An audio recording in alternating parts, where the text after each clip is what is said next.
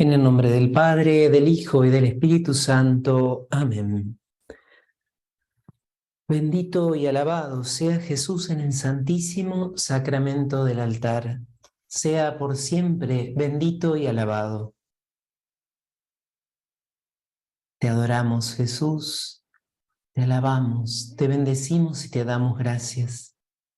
Y te ofrecemos este momento que queremos dedicar al estudio, a la reflexión, a la contemplación de la verdad más importante. La verdad sobre nuestro origen y sobre nuestro fin, sobre el sentido de nuestra existencia en este mundo. La verdad sobre las realidades últimas, que son la meta de nuestra existencia. Ilumínanos, Jesús, con tu Espíritu Santo, para que podamos ser introducidos más y más en la plenitud y en la hondura de esta verdad, y para que podamos ser testigos de la vida eterna, ya desde ahora. Te consagramos nuestra vida, Madre, y te pedimos que podamos amar cada vez más a Jesús, que podamos rendirle el homenaje, el culto, la alabanza, la adoración que Él se merece, que podamos comenzar a vivir esta vida terrena en perspectiva de eternidad y como inicio ya de la vida eterna. Dios te salve, María, llena eres de gracia, el Señor es contigo. Bendita tú eres entre todas las mujeres, y bendito es el fruto de tu vientre, Jesús. Santa María, Madre de Dios, ruega por nosotros pecadores, ahora y en la hora de nuestra muerte. Amén. Nuestra Señora del Rosario, ruega por nosotros.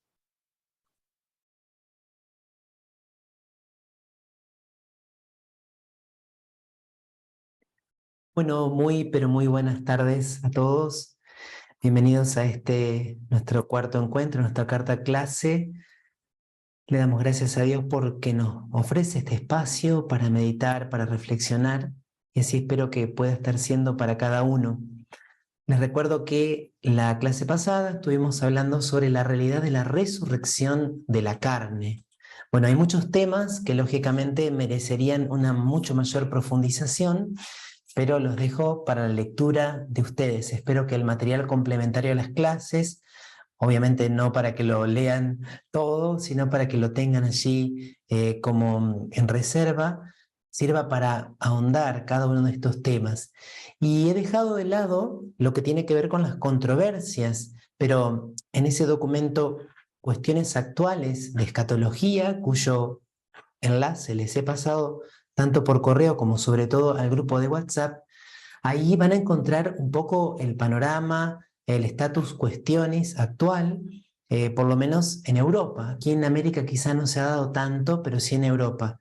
Y lo voy a mencionar rápidamente, solo para que aquellos que les interese después digan, ah, mira, qué interesante, vamos a estudiar un poquito más esto. En la década del 60 y del 70 se introdujo también dentro de la fe católica una especie de tergiversación de la esperanza cristiana de la resurrección que hablaba de la resurrección en el momento de la muerte. Es decir, la resurrección no ocurriría al final de la historia, en el último día, sino que ocurría en el momento de la muerte.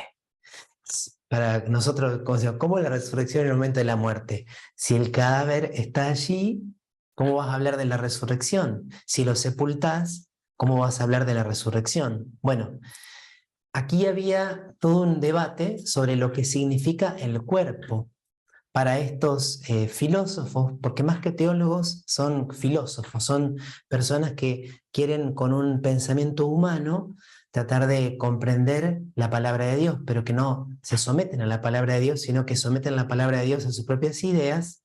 El cuerpo no es lo mismo que el cadáver. El cadáver está ahí, pero la persona puede resucitar corporalmente aunque el cadáver esté allí.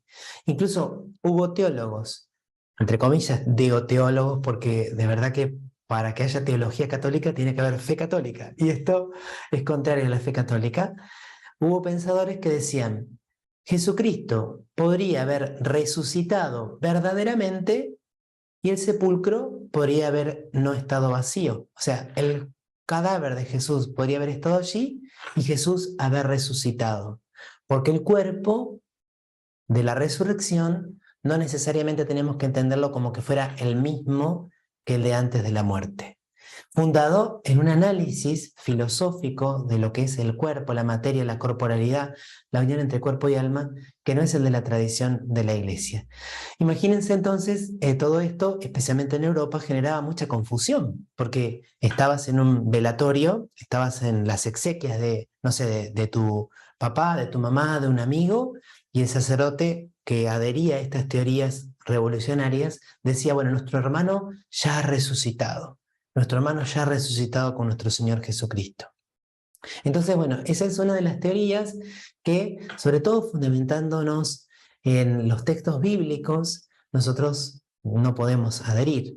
La resurrección, tal como la enseñó Jesús y como siempre la aceptó el magisterio de la Iglesia y la tradición de la Iglesia, será en el último día.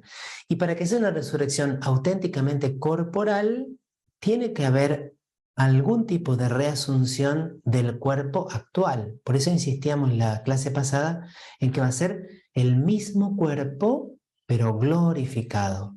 Vieron que en la lectura del domingo pasado, el domingo de la Divina Misericordia, está como esta insistencia de Jesús, ¿no? Miren mis manos y mi costado. Y a Tomás, y no solamente a Tomás, a cada uno de nosotros también nos dice, trae aquí tu dedo, ¿no? Si sos incrédulo, acá estoy, soy yo mismo, soy yo mismo. Pero al mismo tiempo nos invita a creer aún sin ver, aún sin tener esta posibilidad de constatar.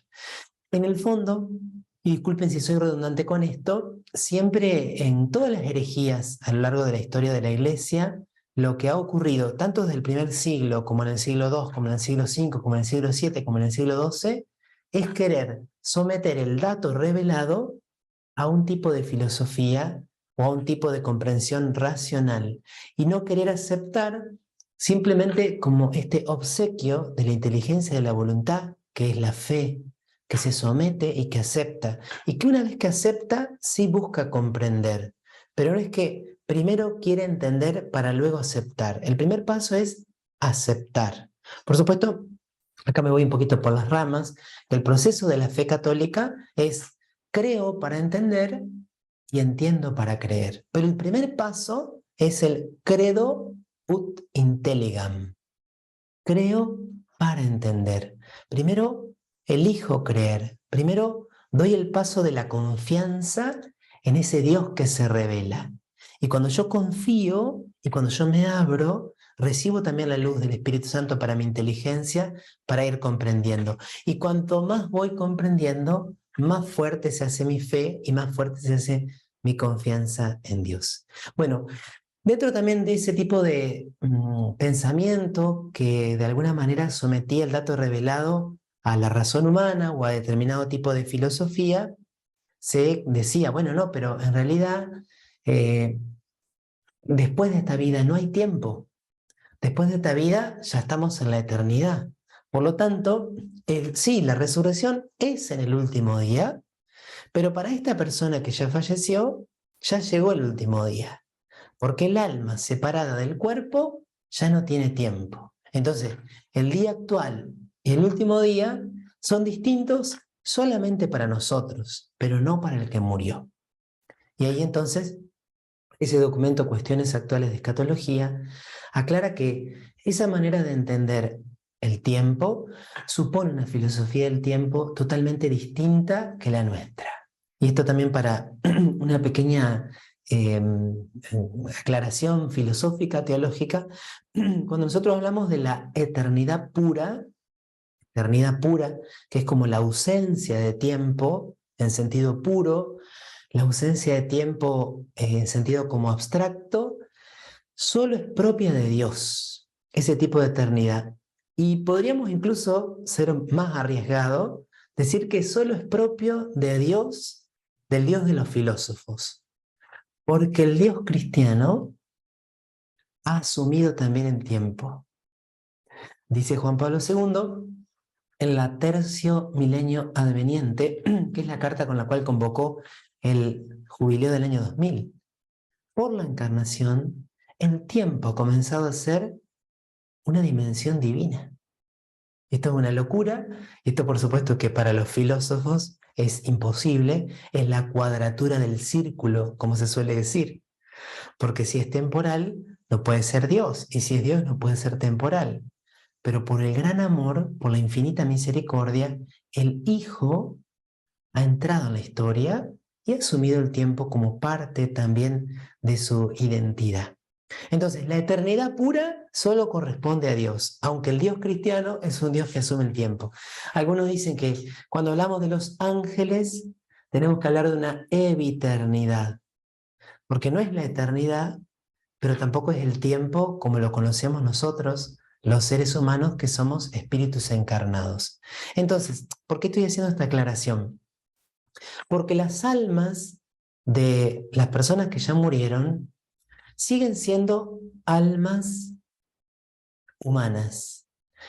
Y esto es súper interesante, no son, como a veces decimos en el lenguaje vulgar, angelitos. Vieron que nosotros en el lenguaje cotidiano, y sobre todo cuando fallece un bebé, cuando fallece un niño en el proceso de la gestación, cuando fallece un niño muy pequeño, a veces le decimos a las personas, ahora tenés un angelito en el cielo. Y por supuesto que es una frase que la hacemos con mucho cariño para dar esperanza.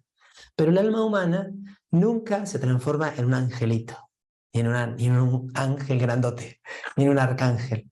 El alma humana siempre es alma humana, y dice ese documento, también citando a Santo Tomás y a San Agustín, el alma humana siempre tiene apetito del cuerpo, siempre extraña al cuerpo.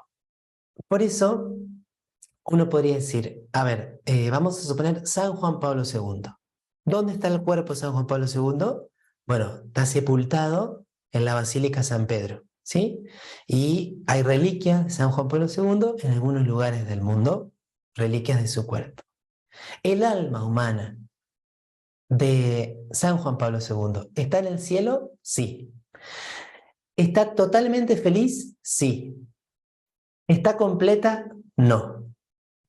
El alma de San Juan Pablo II en el cielo extraña el cuerpo de San Juan Pablo II. Esto que suena un poco raro, quizá lo que estoy diciendo, lo pueden encontrar allí en el documento explicado con textos de San Agustín y también de Santo Tomás de Aquino. Y por eso hay todo un debate ahí sobre un texto de Santo Tomás, sobre si el alma humana separada es o no persona.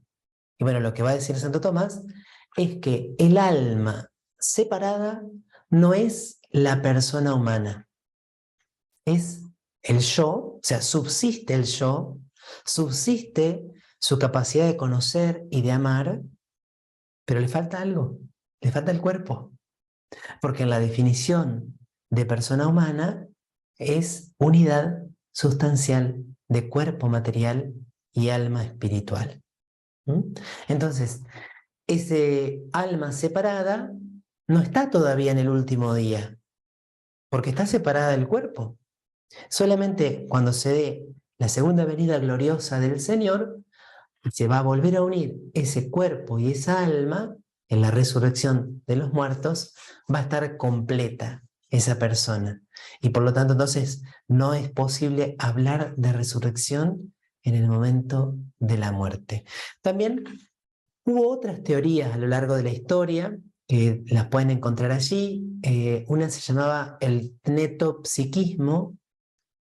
Tneto viene de tánatos. Tánatos en griego es muerte. Por eso, por ejemplo, quizás escuchaban la palabra tanatología, que es como la ciencia sobre la muerte. Tnetopsiquismo es la muerte de la psiquis, como si las almas mueren y al final de los tiempos Dios también las resucita. ¿Sí? Es como que en la muerte muere todo. Muere el cuerpo y muere el alma. Y cuando viene Jesús, resucitan los dos. Y entonces la postura cristiana católica siempre ha hablado de que el cuerpo sí muere, pero la psique, el alma, permanece con vida. Y es el vínculo de continuidad hacia la futura resurrección. Y otra teoría que sobre todo fue sostenida por los reformadores, quizá no tanto por Lutero, pero sí por otros reformadores vinculados al pensamiento luterano, es que estas almas se duermen como hasta tal punto que estas almas no pueden, no son un yo consciente, ¿sí? No son aniquiladas, pero son almas que están como adormecidas, ¿sí? Entonces, por eso nosotros, ¿por qué en la visión de los reformadores como Calvino y como otros, nosotros no podemos invocar a los santos? No solamente porque el único mediador es Jesucristo, sino porque los que nosotros llamamos santos son justos que en la última resurrección, van a resucitar gloriosamente, pero ahora están dormidos. O sea, no están contemplando a Dios cara a cara y tampoco pueden interceder por nosotros, ¿sí? Porque están dormidos. Y tampoco podemos rezar por las almas del purgatorio, ¿sí? Y las almas del purgatorio tampoco pueden interceder por nosotros. Bueno, además en los reformadores, algunos de ellos no aceptan el purgatorio porque dicen que no está suficientemente sustentado en la Escritura, porque el texto bíblico que sustenta la fe en el purgatorio es uno de esos libros que nosotros llamamos deuterocanónicos y que no están dentro del canon reconocido por los reformadores. ¿Mm? Así que bueno, hay como varias diferencias en la escatología con algunos grupos dentro de la reforma luterana y todo lo que vino después, ¿sí? Algunos niegan la escatología intermedia, es como que las almas mueren y vuelven a resucitar. Otros dicen que están como adormecidas, por lo tanto no tenemos ningún tipo de comunión con los bienaventurados, porque sus almas están como adormecidas. O sea, sí, van a resucitar gloriosamente, pero hoy por hoy ellos no pueden hacer nada por nosotros y nosotros tampoco podríamos hacer algo por ellos. Y en cuanto al purgatorio, no creen en la existencia del mismo porque, según su visión, no está revelado en las Sagradas Escrituras, en la palabra de Dios, porque los libros, según los cuales los católicos creemos en el purgatorio, en esos libros fundamentalmente no son considerados palabra de Dios por algunos de nuestros hermanos separados. Bueno, perdonen si me enredé un poquito cuando expuse, solamente no quería dejar de mencionar que todas estas temáticas que en realidad a nosotros nos encanta abrazarlas así, tal cual son, y disfrutarlas y profundizarlas más, han sido atacadas y cuestionadas en los últimos 50 años. Por eso en el año 79 los obispos publican un documento y por eso la Comisión Teológica Internacional más recientemente publica otro. Y ahora sí, entonces vamos a ir al catecismo y después de haber terminado el desarrollo sobre la resurrección, vamos a centrarnos en este otro tema hermosísimo que es cómo nosotros comprendemos la muerte. De verdad que es súper, súper valioso y yo estoy seguro que los va a dejar con muchas ganas, no solamente de conocer más y de estudiar, sino sobre todo de rezar, porque nos damos cuenta del tesoro también que es nuestra fe y de con cuánta gratitud nosotros tenemos que vivirla. Inmediatamente les comparto el texto. Sé que hay algunas preguntitas, pero tengo que seguir con el desarrollo porque ya me extendí un poquitito más de lo que tenía que hacerlo en la introducción. De tanto irme por las ramas, no vamos a llegar sino. Entonces, terminábamos hablando de la resurrección que será en el último día, pero también el catecismo hablaba de este estado de la resurrección que podemos decir ya estamos resucitados. ¿Por qué decimos que ya estamos resucitados? Porque somos miembros de una cabeza que ya está glorificada. Ya estamos resucitados con Cristo. Por el bautismo fuimos sepultados con Él.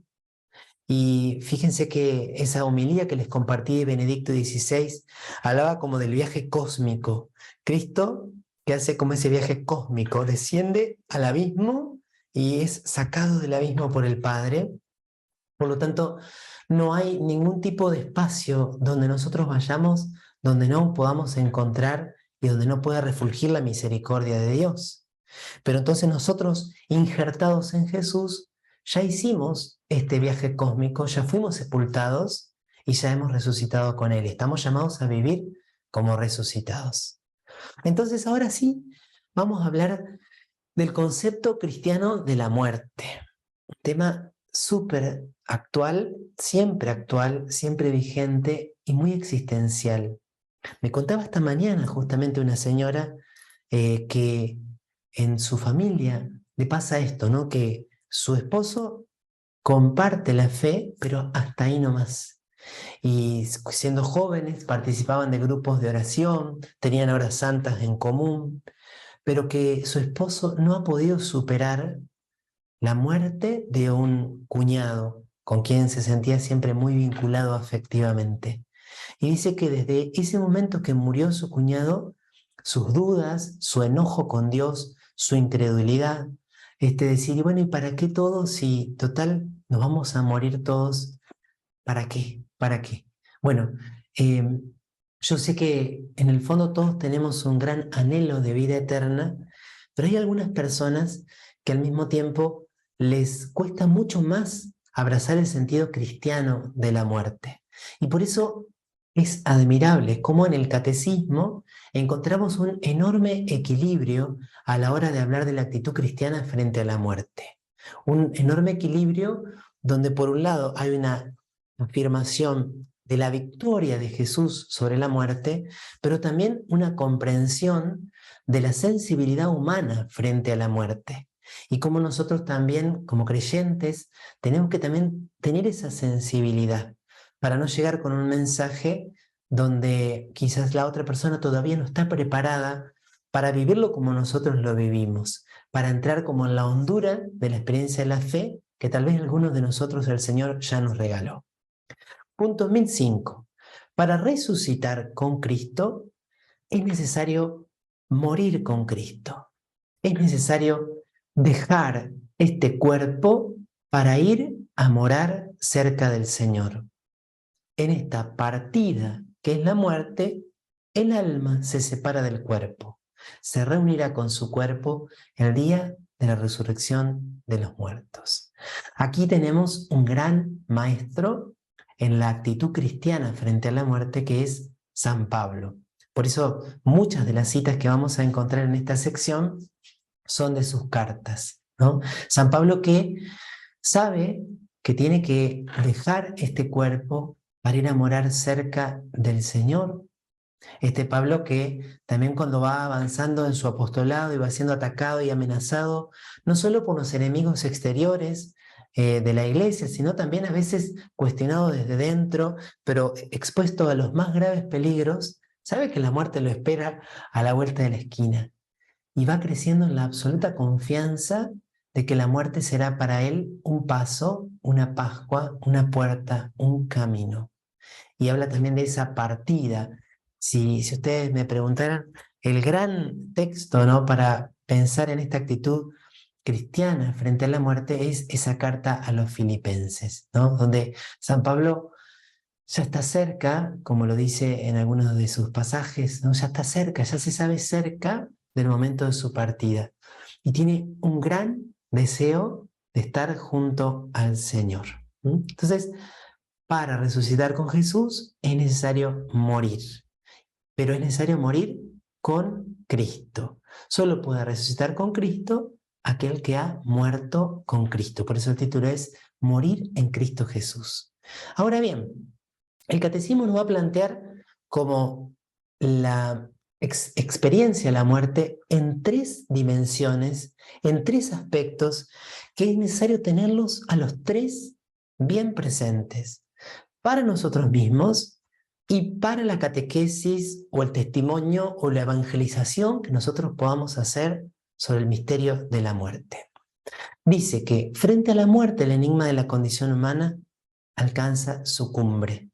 Esta es una cita de Gaudium et Spes, que es ese documento de la Iglesia, documento del Concilio Vaticano II, sobre la Iglesia en el mundo contemporáneo. Si ustedes quieren leer el punto 18 completo, es una hermosa síntesis por allí de todas las situaciones de la vida actual, de las situaciones de la vida de las personas de hoy, que a veces se le transforman en una dificultad para creer. Por ejemplo, el sufrimiento de los inocentes. Por ejemplo, las injusticias en el mundo. Y frente a la muerte, es cuando nosotros nos preguntamos, ¿vale la pena vivir si tenemos que morir? ¿Vale la pena amar si parece que todo termina con la muerte? Entonces, tenemos que decir, en primer lugar, que en un sentido, la muerte corporal es natural. Hay un sentido por el cual decimos, es natural morirse, porque somos seres corpóreos. Ciertamente tenemos espíritu, pero somos seres corpóreos.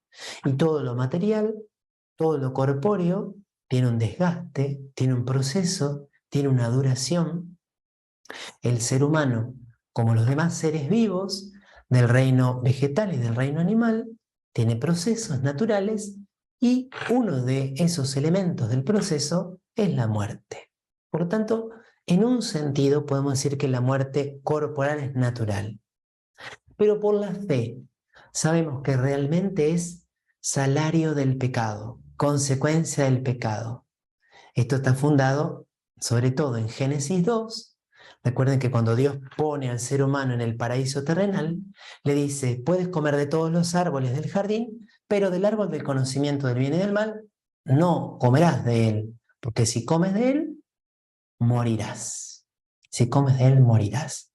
Cuando Dios hace esa advertencia, nos damos cuenta de que en su proyecto original había previsto para el hombre la ausencia de la muerte. Lo vamos a desarrollar enseguida. Y esto no solo lo deducimos de Génesis 2, sino que está afirmado específicamente en Romanos 6. La muerte es consecuencia del pecado. Pero el tercer elemento, el que termina de configurar la visión cristiana y la actitud cristiana frente a la muerte, es que aquellos que mueren en la gracia de Cristo, para quienes mueren unidos a Él, la muerte es una participación en la muerte del Señor para poder participar también en su resurrección. Entonces, tres elementos.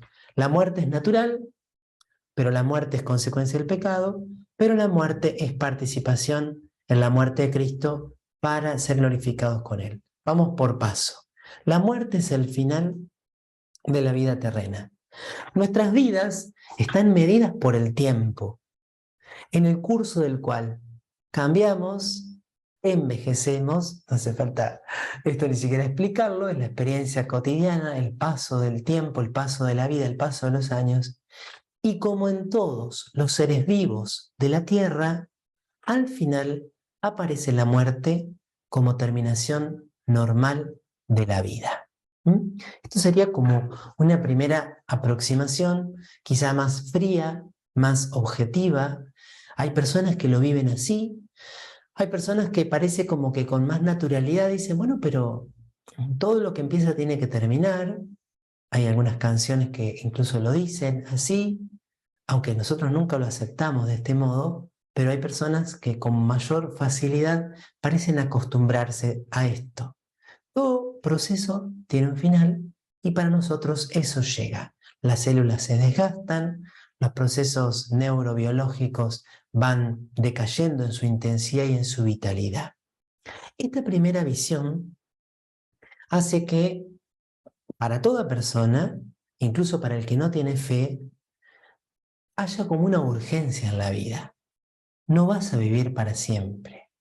No dejes para mañana lo que tienes que hacer hoy.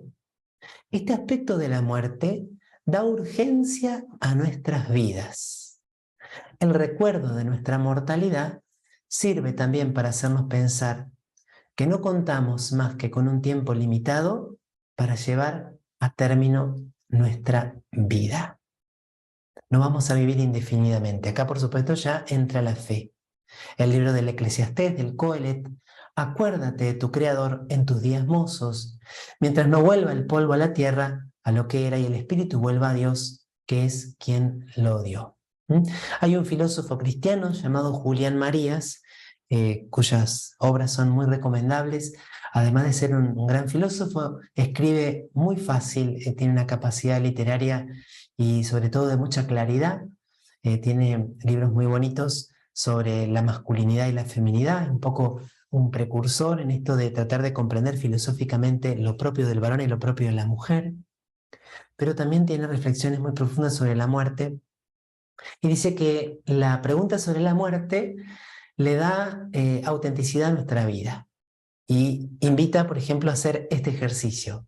Imagínate que te vas a morir mañana. Si alguien te asegura, mira, mañana te vas a morir, tenés 15 horas. ¿Qué harías en estas 15 horas? Y dice Julián Marías, si te das cuenta que harías muchísimos cambios, quiere decir que estás viviendo una vida inauténtica, una vida que no es tan plena, una vida en la cual no estás siendo aquello que en realidad deseas, querés y deberías ser.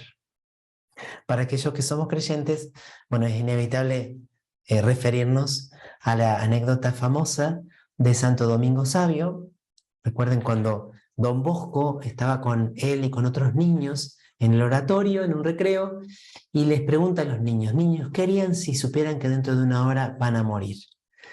Un niño dice, yo me iría a confesar porque tengo un montón de pecados, estoy en pecado mortal. Otro dice, yo le iría a pedir perdón a mi mamá porque la verdad que la traté mal. Otro, yo voy a devolver algo que robé. Y Domingo Sabio, Dominguito, que tenía en ese momento 12 o 13 años, le dijo, yo seguiría jugando. Domingo tenía una gran paz en el corazón porque estaba en gracia y porque estaba haciendo lo que tenía que hacer. Estaba cumpliendo la voluntad de Dios. Entonces, la muerte final de la vida terrena. La muerte pone fin, es un fin o una etapa o un aspecto del proceso vital que tiene que llegar. Pero, atención, ¿por qué nosotros no podemos simplemente decir, y bueno, ya está, nos vamos a morir, listo, disfrutemos mientras estamos vivos? Aunque algunos lo dicen y lo afirman, en el fondo hay un anhelo de vida eterna. ¿Por qué? Porque Dios había destinado al hombre a no morir.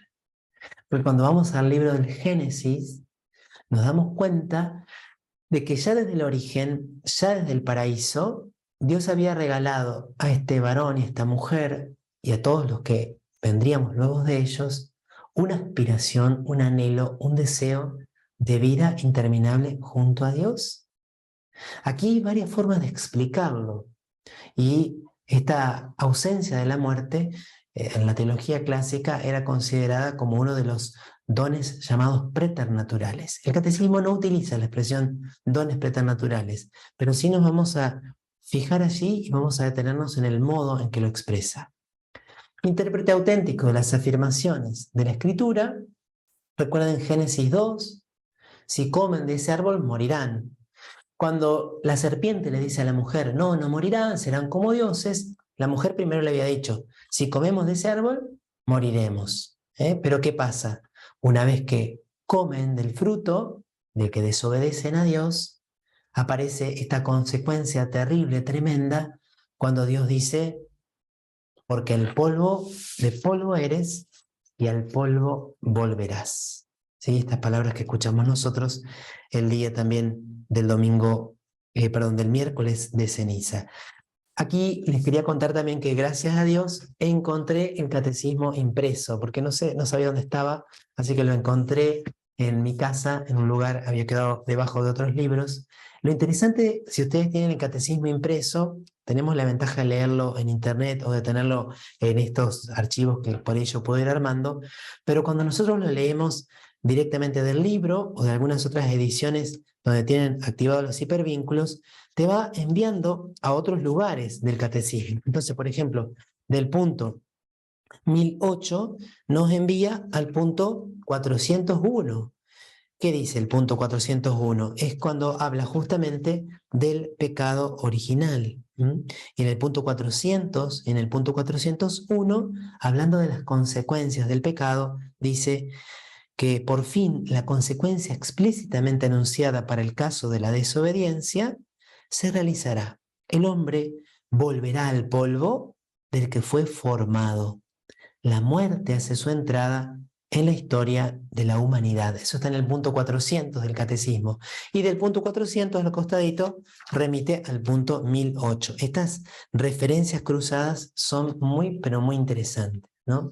Después también está el libro de la sabiduría, donde dice que por la envidia del demonio entró la muerte en el mundo. ¿no? Y en Romanos 5 y Romanos 6, pero especialmente 5, está esta tipología y esta antítesis entre el antiguo Adán o el primer Adán y el nuevo Adán.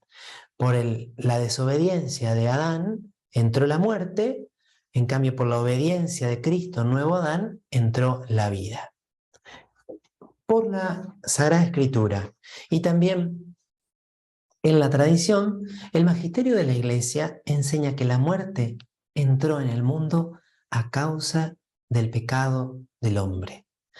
Aunque el hombre poseyera una naturaleza mortal, es decir, ontológicamente, como ser corpóreo, animado por un espíritu, el ser humano podría haber muerto por su constitución natural, Dios lo destinaba a no morir. Era como un regalo, como un plus, como un extra. Ese don de la inmortalidad, don preternatural de la inmortalidad.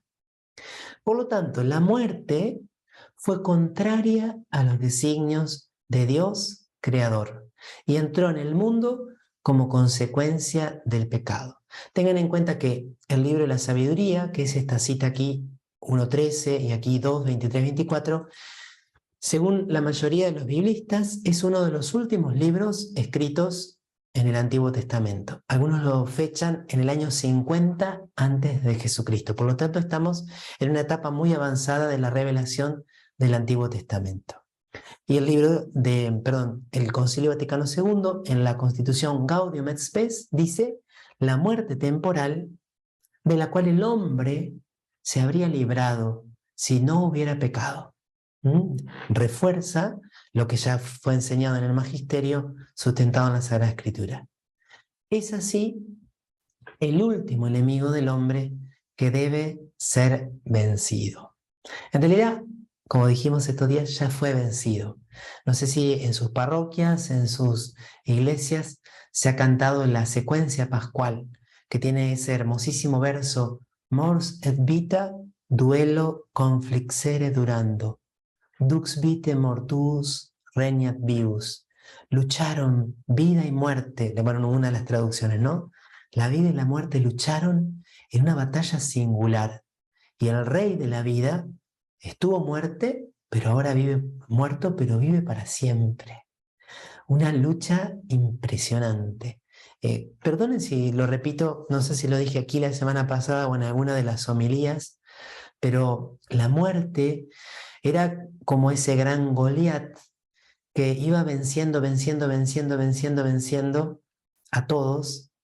Y la semana pasada, bueno, en una de las misas diarias aquí había varios hombres y creo que había dos mujeres o una sola. Y bueno, se me ocurrió una metáfora del boxeo. Perdonen, yo sé que el boxeo no es un deporte quizá de una connotación muy cristiana, pero bueno, cuando era chico miraba boxeo y estaban estos boxeadores que tenían un invicto muy prolongado. Bueno, la muerte, por decirlo así, hasta la llegada de Cristo tenía un invicto total y había vencido por nocaut a todos sus oponentes. Nadie había podido vencerlo y por lo tanto estaba súper envalentonada y se pensó que lo iba a poder derrotar a Cristo.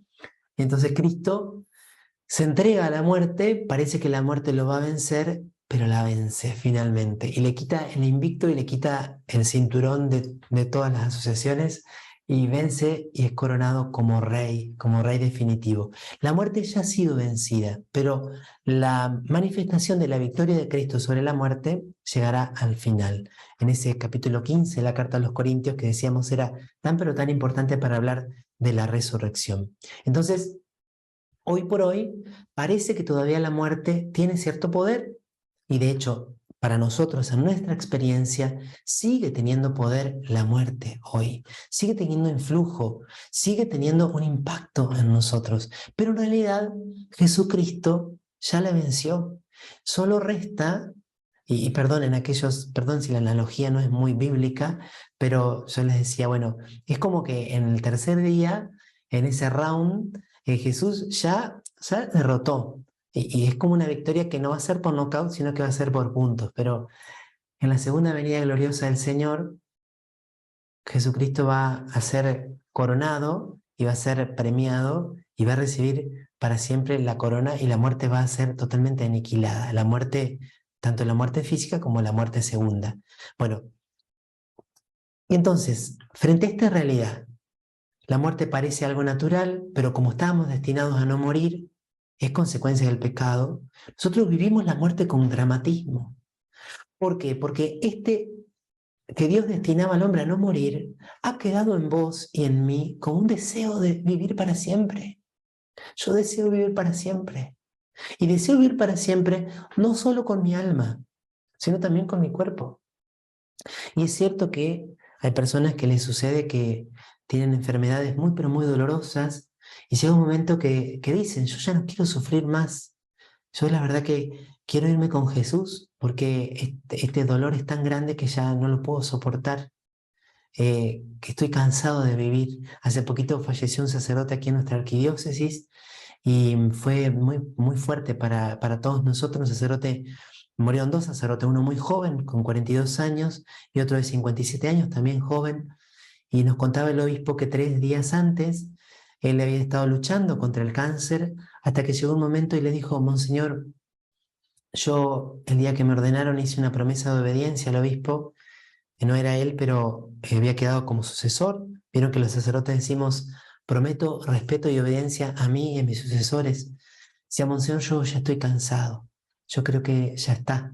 Estoy feliz de todo lo que Dios me regaló vivir, yo quiero ya partir, ya no puedo soportar más el sufrimiento. Así que si usted me autoriza, Monseñor, si usted me autoriza, yo le quiero pedir a Dios que ya me lleve, ¿no? Monseñor estaba muy conmovido porque esta conciencia casi no, increíble, radical de esa promesa de obediencia le lleva a este sacerdote como a pedirle permiso al obispo para pedirle a Jesús que ya lo lleve, porque anhelaba ya estar con él y desprenderse del cuerpo. Pero en realidad nosotros no queremos dejar el cuerpo, no quisiéramos. A veces la intensidad del dolor hace que prefiramos sí, que ya cese ese dolor y por eso la separación. Pero entonces viene la buena noticia, y acá viene la parte más linda, ¿no? La muerte fue transformada por Jesucristo. Jesús, el Hijo de Dios, sufrió también la muerte propia de la condición humana. Pero a pesar de su angustia frente a ella, ¿de dónde sacamos que Jesús tuvo angustia frente a la muerte? Bueno, vayan y relean Getsemaní. Si bien es cierto que los sufrimientos de Cristo en Getsemaní no eran solo frente a la posibilidad de la muerte o a la cercanía de la muerte, era mucho más, era porque Jesús tenía que beber el cáliz que era todos los pecados de todos los hombres de todos los tiempos, también era el miedo ante la muerte. Dice que Jesús sintió temor, sintió angustia, mi alma siente tristeza de muerte y temblaba. Más impactante todavía es el texto de la carta a los Hebreos, porque dice que con fuertes gritos y lágrimas, él le rezaba al Padre, pidiéndole ser librado. O sea, Jesús experimenta la angustia que alguien que fue creado para vivir para siempre siente frente a la muerte. E incluso en otro punto del catecismo, en el punto 612, dice todavía algo más, ¿no? Como que nuestro Señor Jesucristo era el príncipe de la vida. Y como príncipe de la vida, ¿cómo no va a sentir como un rechazo hacia la muerte, como una aversión frente a la muerte?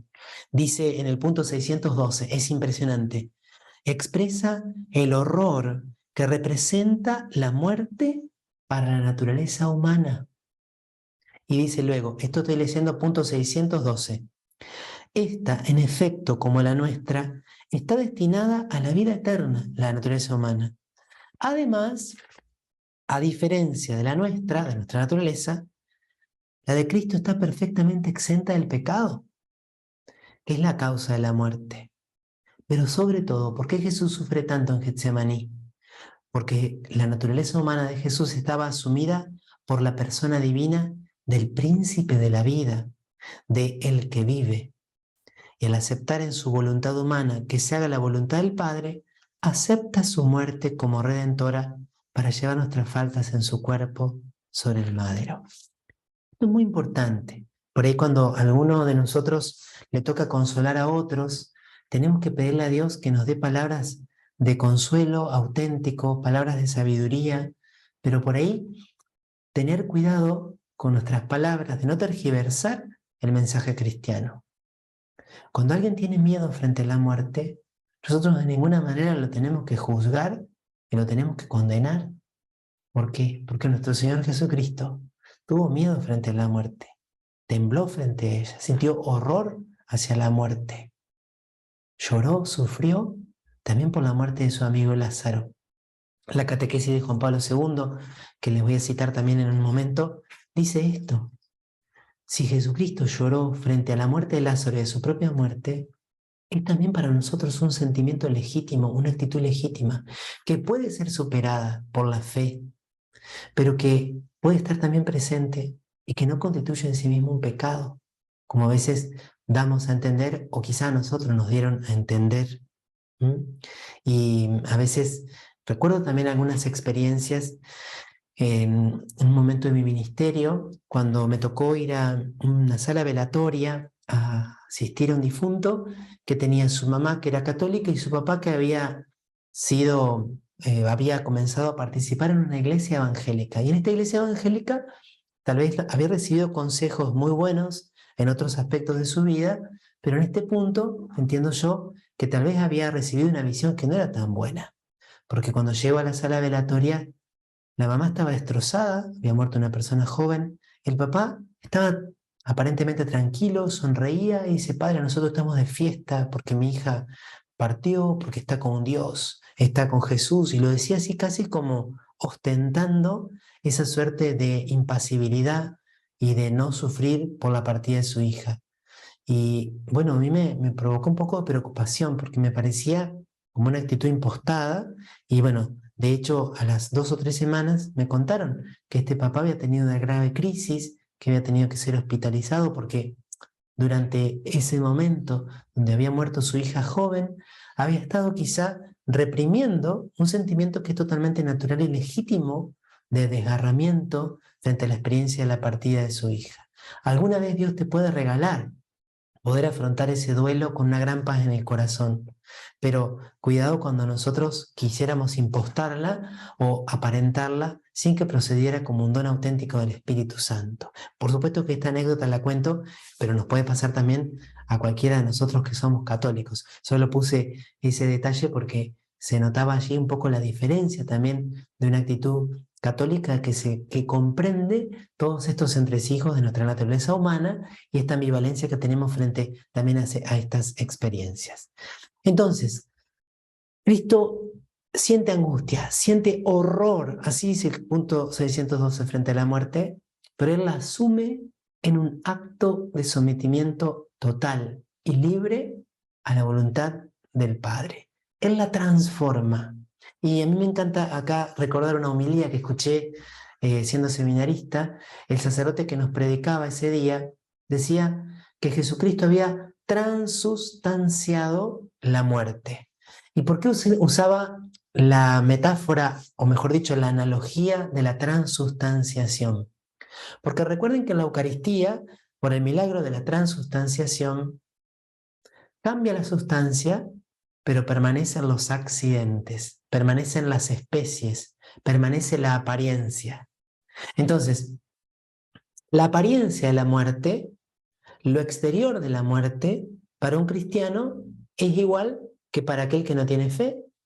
Lo exterior es igual. Como en la Eucaristía yo sigo viendo pan, yo sigo viendo vino, yo sigo percibiendo pan, yo sigo percibiendo vino, pero ya no hay pan y ya no hay vino. Ya no hay pan y ya no hay vino. Ha cambiado la realidad profunda, ha cambiado la sustancia. Esto es lo que ha ocurrido también en el misterio de la muerte después de la muerte de Cristo. ¿Sí? Y entonces la obediencia de Jesús transformó la maldición de la muerte en bendición. Para nosotros entonces hoy la muerte ha cambiado en su realidad profunda. Sensiblemente, humanamente, afectivamente, no deja de ser para nosotros una experiencia desgarradora, pero su significado es desde ahora diverso. Por eso, punto 1010, hablamos de el sentido de la muerte cristiana. Gracias a Cristo, la muerte cristiana tiene un sentido positivo. Para mí, la vida es Cristo y morir una ganancia. Esto que puede chocar y sonar fuerte, en Pablo es como una afirmación que viene ya en un momento de mucha madurez. Pablo estaba tan enamorado de Jesucristo, amaba tanto a Jesús. La carta a los Filipenses, si ustedes quieren percibir el amor de Pablo por Jesucristo, carta a los Filipenses, es impresionante, ¿no? Entonces, tenía tanto deseo de estar con Jesús que decía, bueno, si tengo que morir, sé que viene algo más grande, algo mejor. ¿Mm? Si hemos muerto con Él, también viviremos con Él, ¿no? También recuerdo aquí cuando tenía 16 años, 15 creo, estaba en mi pueblo todavía antes de entrar al seminario menor y nos tocó vivir el suicidio del papá de una amiga del grupo misionero, una persona muy pero muy querida. El papá también lo conocíamos, íbamos a su casa y fue una consternación muy muy grande y para nosotros era también cómo afrontarlo, cómo acompañar, cómo sostener, cómo dar esperanza. Y no sé por qué me acuerdo mucho de este texto porque me tocó leer la lectura. En esa misa, en mi pueblo hacíamos misa de cuerpo presente de todos los difuntos, pueblo muy pequeño, hasta ahora ya no porque no hay un sacerdote residente. Y me tocó leer la primera lectura. Acuérdate de Jesucristo, resucitado de entre los muertos. Verdadera es la sentencia que dice, si hemos muerto con Él, viviremos con Él. Entre paréntesis hay un canto de Pascua que para mí es el más bello de todos los cantos de Pascua. Me cuesta elegir, pero es por lo menos uno de los más bellos, que es de Lucien Days, uno de los mejores compositores de música litúrgica, que se llama Acuérdate de Jesucristo. Después búsquenlo y en su melodía y en su letra, que es completamente bíblica, transmite esta esperanza. Si morimos con Él, viviremos con Él. Por eso morir en Cristo Jesús. La novedad esencial de la muerte cristiana está acá, está ahí, por el bautismo. El cristiano está ya sacramentalmente muerto con Cristo. Ya hemos hecho este viaje cósmico, ya fuimos sepultados con Él para vivir una vida nueva. Y si morimos en la gracia de Cristo, la muerte física consuma este morir con Cristo y perfecciona así nuestra incorporación a Él en su acto redentor. La muerte entonces no nos separa de Cristo, sino que nos une más a Él. Consuma lo que ya está iniciado en el bautismo y perfecciona nuestra incorporación a Jesús y a su acto redentor. Y acá hay un texto de los grandes, ¿no? de este padre de la iglesia, Ignacio de Antioquía. También les recomiendo la carta a los romanos. Acá está la cita, San Ignacio de Antioquía, Epístola ad Romanos, la pueden encontrar fácilmente. Es un canto a la esperanza de la vida eterna. Seguramente algo ya han escuchado, pero él tenía miedo de que al llegar a Roma, los romanos intercedieran por él para que no fuera condenado a muerte. Entonces le dice, por favor, si ustedes me quieren de verdad, no hagan nada, porque yo quiero partir para estar con Cristo.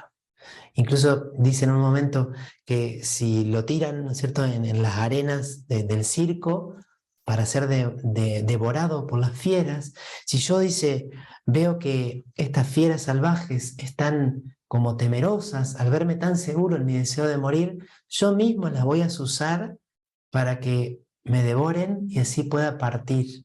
Y así dice, quiero ser trigo limpio, devorado por las fauces y molido por las fauces de las fieras. Se les voy a pasar. Quizá, como me pasó el otro día, sea un poquito distinta la cita, pero van a ver que el contenido es ese. Entonces dice Ignacio de Antioquía, para mí es mejor morir eis Cristo, en Cristo Jesús. O sea, el eis, esa preposición, tiene sentido de orientación, tiene sentido intencional. Morir en Cristo Jesús es morir hacia Cristo Jesús que reinar de un extremo al otro de la tierra. Lo busco a Él, que ha muerto por nosotros. Lo quiero a Él, que ha resucitado por nosotros. Y esto es increíble, ¿no? Es maravilloso. Mi parto se aproxima. Dejadme recibir la luz pura. Cuando yo llegue allí, seré un hombre. ¡Wow! Encima de amar tanto a Jesús y en esta experiencia de su deseo, o sea, sabiendo que la muerte llegaba a través del martirio, es poeta, ¿no? Porque habla del parto. Bueno, acá quizá ustedes han escuchado esa metáfora, ¿no? De que bueno, es como un relato. También alguno, Marcela compartió el enlace ya del texto de Carta de los Romanos, de dos niños, dos mellizos o dos gemelos que discutían en el seno de su mamá, en la panza de su mamá, sobre si existía vida después del parto, ¿no? Bueno, para nosotros es esto, ¿no? La muerte tiene esta circunstancia angustiosa. De hecho, los bebés en el seno de la mamá, los bebés en la panza de la madre están felices. Ah, perdón, es la cita de Acuérdate de Jesucristo. Después le pasamos la carta a los romanos. Los bebés en la panza de la mamá están súper felices, están súper cómodos, están calentitos, no les falta nada. Podemos decir que para el bebé el parto es como complicado. Che, pero ¿por qué tengo que pasar de acá si estoy tan bien? Pero lógicamente que después del parto comienza una vida totalmente distinta, de ver la luz, los colores, los olores de una manera nueva. Bueno, la metáfora del parto para hablar del paso de esta vida a la vida eterna la ha asumido Ignacio de Antioquía. Y sobre todo esto, cuando yo llegue así, seré un hombre.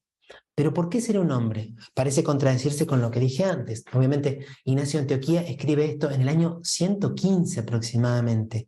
La reflexión teológica de la Iglesia, con esto que les decía Santo Tomás de Aquino, que el alma separada está incompleta, no es persona, tiene apetito del cuerpo, pero seré un hombre ¿por qué? Porque no te olvides, cuanto más unido estás a Dios, más pleno sos. Si la muerte te permite entrar en una unión más perfecta con el Padre, con el Hijo, con el Espíritu Santo, entonces no perdés nada, sino que te encontrás con tu verdadera identidad. Todo esto lo vamos a seguir profundizando, sobre todo cuando hablemos del cielo. Acá, por supuesto, la perspectiva es la de la salvación. 1011. En la muerte, Dios llama al hombre hacia sí. Vieron que estos días está habiendo lamentablemente toda una ola de calumnias muy graves, ¿no? Hacia San Juan Pablo II, muy, muy tremenda, ¿no? Que, bueno, recemos y sabemos que Dios va a sacar un gran bien de todo este mal. Pero cuando leo esta cita, me acuerdo de la homilía de Benedicto XVI, siendo cardenal Ratzinger, en la misa exequial de Juan Pablo II. Yo recuerdo que era seminarista, estaba a punto de ordenarme de diácono cuando se hace esta misa exequial. Y allí Ratzinger lo que hace es comparar la vida de Juan Pablo II con la vida de Pedro y decir cómo, así como Jesús a Pedro lo llama una vez y otra vez y otra vez y otra vez y otra vez, así Juan Pablo II había recibido varios llamados y dice que el último llamado había sido el del día de la muerte. Lo llamó junto a sí. Ven a mí. Bueno, eso es la muerte transustanciada ya para nosotros por el misterio de Cristo. La llamada. El Padre me llama.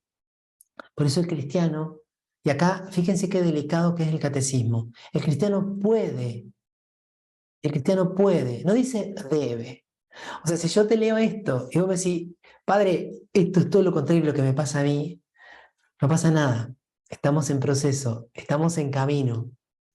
Dios nos puede regalar y nosotros, si recibimos esa gracia y nos abrimos a esa gracia, podemos también experimentar lo que le pasaba a Pablo, lo que le pasaba a Jesús y lo que le pasaba a los santos.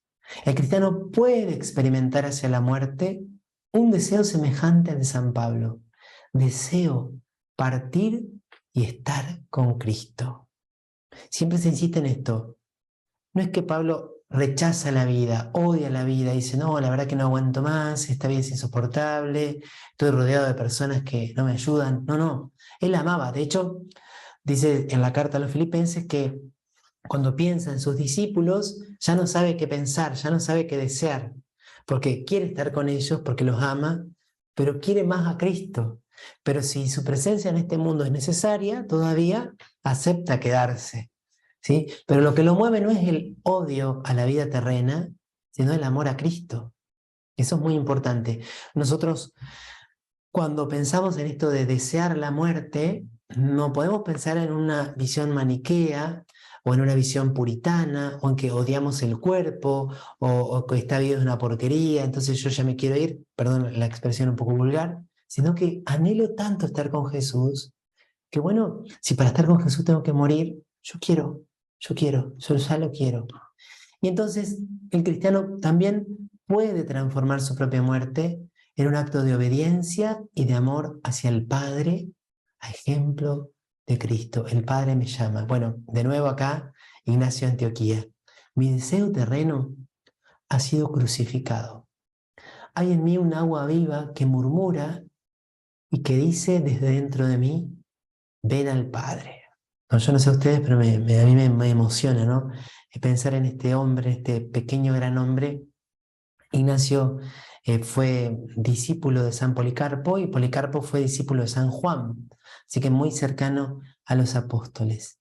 Una voz que dice dentro de él, un agua viva que murmura, dice, ven al Padre.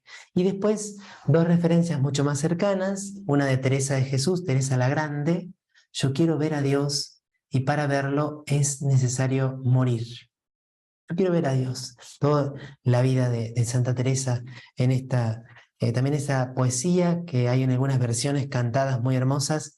Muero porque no muero, vivo sin vivir en mí y tan alta vida espero que muero porque no muero. Les voy a pasar entre los enlaces un par de versiones cantadas de esa poesía que son hermosísimas.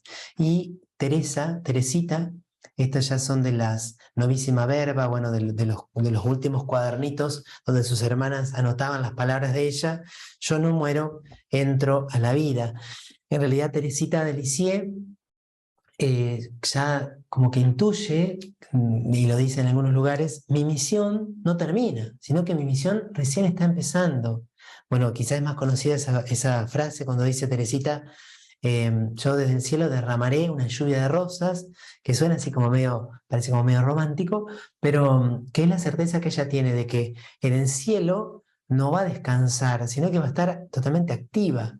Lo dice incluso en alguna de sus cartas, como que yo dice, yo si en el cielo no voy a poder hacer nada por las almas, prefiero quedarme en la tierra. Pero dice, yo sé que mi Jesús me va a permitir también en la otra vida trabajar para su reino y para su gloria. Entonces, la visión cristiana de la muerte se expresa de modo privilegiado en la liturgia de la Iglesia. Acá podríamos nosotros citar los prefacios de las misas para los difuntos, que son bellísimos, ¿no? La vida de los que en ti creemos, Señor, no termina, se transforma y al deshacerse nuestra morada terrenal, adquirimos una mansión eterna en el cielo. Esto está tomado de la segunda carta a los Corintios. Normalmente cuando me toca hacer algún responso, una exequia de alguien que ha padecido una grave enfermedad, tomo esa lectura, ¿no? Que dice, nuestra morada terrenal, mientras nuestra morada terrenal es destruida, tenemos una morada construida en el cielo, no por el hombre, sino por Dios, ¿no? Lo que se ve es transitorio, lo que no se ve es eterno. ¿Mm? Si esta tienda de campaña es destruida, tenemos una morada incorruptible. Recuerdo una de las primeras veces que me tocó usar esta lectura, segunda carta a los Corintios, capítulo 4, capítulo 5, fue en la muerte de una dirigente scout. Y claro, todos los que estaban ahí, que eran los compañeros, era muy querida, entendían muy bien que era esto de una tienda de campaña, una carpa, ¿no?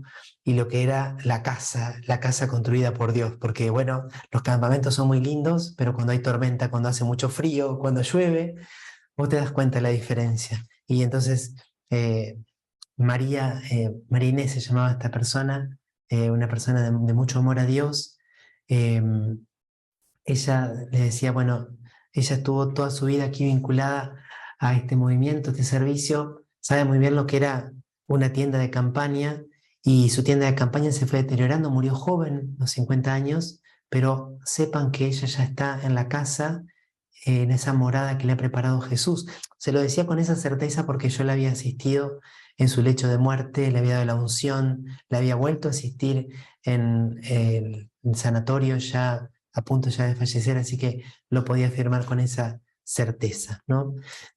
Así que la liturgia tiene estas expresiones. Este es uno de los prefacios de difunto, creo que es el primero, son 5 que nos trae el misal romano. Entonces la muerte es el fin de la peregrinación terrena del hombre, del tiempo de gracia y de misericordia que Dios le ofrece para realizar su vida terrena según el designio divino y para decidir su último destino. ¿Sí? Es el fin de la peregrinación, el fin del tiempo de la libertad. Nuestra libertad la podemos ejercitar mientras estamos aquí. Cuando morimos, ya no tenemos más opciones, no podemos cambiar el rumbo. Cuando tuvo fin el único curso de nuestra vida terrena, ya no volveremos a otras vidas terrenas. Está establecido que los hombres mueran una sola vez. No hay reencarnación después de la muerte. Esto lo tenemos que tener muy, pero muy claro. Y aquí me voy solamente un instante al texto del documento Jesucristo, portador del agua de la vida, que les comentaba la otra vez. Es el documento sobre la nueva era. ¿Qué es la reencarnación? O cómo explicarla o definirla sencillamente. En el contexto de la nueva era, la reencarnación está vinculada al concepto de la evolución ascendente hasta convertirse en un ser divino. A diferencia de religiones de la India o derivadas de ella, la nueva era concibe la reencarnación como el progreso del alma individual hacia un estado más perfecto. Lo que se reencarna es esencialmente algo inmaterial o espiritual. Más exactamente es la conciencia, la chispa de energía que en la persona comparte la energía cósmica o crística. La muerte no es sino el paso del alma de un cuerpo al otro. Por supuesto que esta concepción es incompatible y totalmente diversa a lo que nosotros profesamos. No es compatible la fe cristiana con la fe en la reencarnación, sobre todo con la fe en la resurrección. Esto, si bien creo que ya lo dije en algún momento, recuerden que entre resurrección y reencarnación no solamente hay diferencia, sino que es todo lo contrario. ¿Por qué? Porque para la teoría de la reencarnación, el cuerpo que hoy yo tengo, no tiene ni siquiera valor. Es un estuche, es un envase, es un descartable. En cambio, para la doctrina, para la fe en la resurrección, tu cuerpo es tan esencial que te va a acompañar en la eternidad después de la resurrección de Cristo. Más aún, por ejemplo, y esto es algo que desarrollamos sobre todo en los cursos que damos de teología del cuerpo, según la doctrina de la reencarnación, en una vida vos podés ser varón, en otra vida podés ser mujer. La identidad sexual, según esa visión, está marcada solo por el cuerpo que estás usando como instrumento. En cambio, para nosotros, tu ser varón, tu ser mujer, te definen esencialmente. Vas a ser siempre varón o siempre mujer. Y vas a resucitar con un cuerpo que va a ser o masculino o femenino, de acuerdo a el sexo que hoy tengas. Entonces, no solamente hay diferencias, sino que hay una oposición entre reencarnación y resurrección. El documento de las cuestiones de escatología también dice por qué surgen o por qué toman nuevo protagonismo las teorías de la reencarnación, que en ese documento de Jesucristo, portador del agua de la vida, dice, son muy diversas las de la antigua India, las de la antigua Grecia.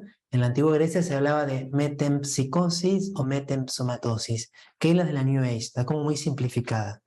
En el fondo es porque parece que la vida humana es demasiado corta, es demasiado breve para cumplir todos los anhelos del alma humana, del corazón humano. Entonces, una forma de compensar la brevedad de la vida es hablar de muchas vidas.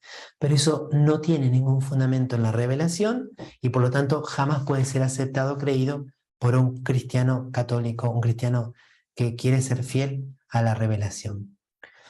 Entonces, actitud cristiana frente a la muerte. La Iglesia nos anima a prepararnos para la hora de nuestra muerte, de la muerte repentina e improvisa. Líbranos, Señor. Eso estaba en una de las antiguas letanías. Fíjense qué importante que será que en cada Ave María, nosotros le decimos a María, ruega por nosotros pecadores, ahora y en la hora de nuestra muerte. Y por eso los santos, por eso también el magisterio de la Iglesia ha alabado tanto el rosario. Incluso hay santos que dicen que el rosario es como prenda de la salvación eterna. ¿Por qué? Porque si vos 50 veces al día le pediste a María que ruegue por vos en la hora de la muerte, si lo pediste con fe, con humildad y si trataste de ser coherente, María no va a dejar que la muerte te sorprenda en pecado mortal. Va a permitirte morir preparado, morir en gracia. Y por supuesto a San José, patrono de la buena muerte, por haber tenido el privilegio, según la tradición, de morir junto a Jesús y junto a María. La imitación de Cristo dice, habrías de ordenarte en toda cosa como si luego hubieses de morir. Si tuvieses buena conciencia, no temerías mucho la muerte. Mejor sería huir de los pecados que de la muerte. Si hoy no estás aparejado, o sea, preparado, ¿cómo lo estarás mañana? Por la hermana muerte, loado mi Señor. Ningún viviente escapa de su persecución. Ay, si en pecado grave sorprende al pecador, dichosos los que cumplen la voluntad de Dios. Quiero terminar la clase de hoy, salteamos los puntos de resumen, con la introducción del último artículo del credo, creo en la vida eterna. También acá tendríamos que complementar, de hecho las referencias cruzadas del catecismo nos mandan a la unción de los enfermos, porque la unción de los enfermos tiene como uno de sus principales cometidos acompañar al cristiano en su última enfermedad. Por supuesto que no es solo extrema unción. Si bien es cierto que la Iglesia ha corregido un poco esta tendencia que se dio en la teología y en la praxis, como de reservar la unción solo para el moribundo. No, es unción de los enfermos. Cuando hay una enfermedad grave, podemos recibir la unción de los enfermos. No necesariamente tiene que ser una enfermedad mortal, tiene que ser una enfermedad grave, por lo cual el enfermo comienza a estar en peligro de muerte. Pero la unción, junto con la absolución y con el viático, dice el catecismo, son los tres sacramentos que acompañan los últimos momentos de la vida, así como bautismo, confirmación y Eucaristía, son los sacramentos de la iniciación cristiana. Fíjense qué precioso esto. El cristiano que une su propia muerte a la de Jesús ve la muerte como una ida hacia Él y la entrada en la vida eterna. Cuando la Iglesia dice por última vez las palabras de perdón de la absolución de Cristo sobre el cristiano moribundo, lo sella por última vez con la unción fortificante y le da a Cristo en el viático como alimento para el viaje, le habla entonces con una dulce seguridad. Yo, algunos de ustedes ya saben, lo he contado en otra ocasión, tuve la gracia de que mi papá se enfermó en 2016 tuvo una ACV y bueno, durante la pandemia entró como en un declive mayor, tuve la posibilidad de viajar, de estar junto a él, pasé los últimos 10 o 12 días junto a él, durmiendo por las noches junto a él, acompañándolo, y papá murió cuando estábamos celebrando la misa junto a su lecho de muerte. Murió cuando estábamos cantando el Aleluya, cuando estábamos por empezar a leer el Evangelio. Y bueno, interrumpí el Aleluya y me acerqué y le pude hacer esta oración, que está en las oraciones por los moribundos en el ritual. Alma cristiana, al salir de este mundo, incluso la traducción que tenemos nosotros dice, alma cristiana, sal de este mundo. Es como si el sacerdote, en nombre de Cristo, le da permiso, le manda. Marcha en nombre de Dios Padre Todopoderoso, que te creó. En el nombre de Jesucristo, Hijo de Dios vivo, que murió por ti. En el nombre del Espíritu Santo, que sobre ti descendió. entra en el lugar de la paz y que tu morada esté junto a Dios en Sión, la ciudad santa, con Santa María la Virgen, Madre de Dios, con San José y con todos los ángeles y santos. Traten de imaginarse, ¿no? Y acá viene lo que preguntaba Marcela la otra vez. Te entrego a Dios y como criatura suya, te pongo en sus manos, pues es tu hacedor que te formó del polvo de la tierra. Y al dejar esta vida, salgan a tu encuentro la Virgen María y todos los ángeles y santos, que puedas contemplar cara a tu Redentor. En la partecita aquí que está omitida, que dice también que Cristo, el buen pastor, te reconozca entre sus ovejas y Él te lleve a su paraíso. Recordaba lo de la pregunta de Marcela, pues decía, bueno, esto de que salgan a su encuentro los bienaventurados, ¿no? Está afirmado allí como un deseo, como un pedido también para Dios, ¿no? Entonces, la actitud del cristiano frente a la muerte es esta actitud de serena confianza. Estaba buscando la última cita de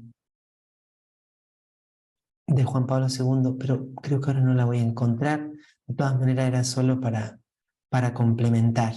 Así que bueno, vamos a finalizar la clase de hoy pidiendo, antes de entrar en las próximas clases, en análisis sobre cielo, infierno, el purgatorio, que es un tema que tal vez es un poquito más difícil o que tiene algunos resquicios ahí para interpretar, que nos dé una actitud justa frente a la muerte, la actitud que procede de la fe, que si es su santa voluntad que acrecienta en nosotros el deseo de la vida eterna, y si alguno de nosotros tiene un temor hacia la muerte que no sea el temor sano y el temor ordenado, sino un temor que por ahí proceda de algo que nos ha tocado vivir o de una debilidad de la fe, que el Señor nos regale una fe más grande, una fe más intensa, una fe más fuerte, una fe capaz de vencer el temor a la muerte si el temor a la muerte nos detuviera en la vida. Pero sobre todo, vamos a pedir para cada uno de nosotros y para nuestros seres queridos la gracia de una buena muerte, que podamos recibir el auxilio de los sacramentos y que ojalá el Señor nos regale, sabemos que esto es una gracia, que Dios tiene sus modos, sus caminos de ofrecer a todos la salvación, pero ojalá que para muchos de nuestros seres queridos, nuestros padres si aún viven, nuestros hermanos, nuestros familiares, nosotros seamos vehículo, instrumento para que puedan recibir la ayuda de la gracia de los sacramentos antes de morir, una buena muerte. Gloria al Padre y al Hijo y al Espíritu Santo, como era en el principio, ahora y siempre, por los siglos de los siglos. Amén. San José, ruega por nosotros.